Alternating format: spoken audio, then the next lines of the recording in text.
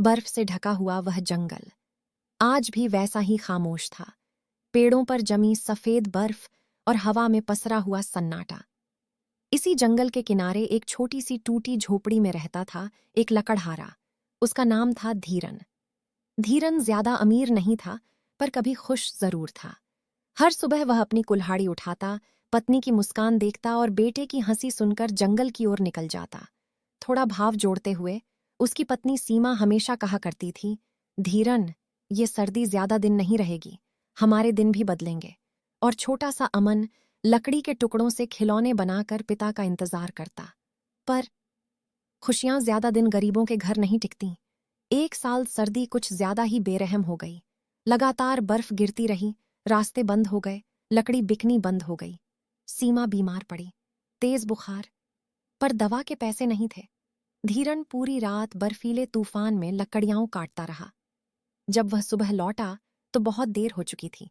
सीमा हमेशा के लिए सो चुकी थी। अमन माँ को हिलाकर बोला, बाबा, माँ क्यों नहीं उठ रही? धीरन के पास कोई जवाब नहीं था।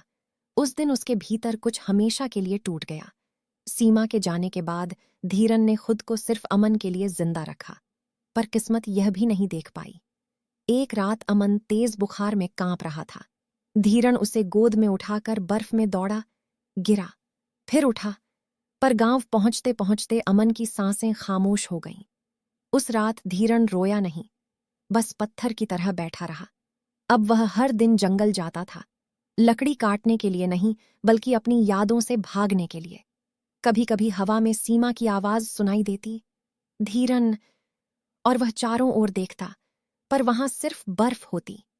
एक दिन भयानक तूफान आया। गांव वालों ने कहा, आज मत जाओ, जंगल मौत है।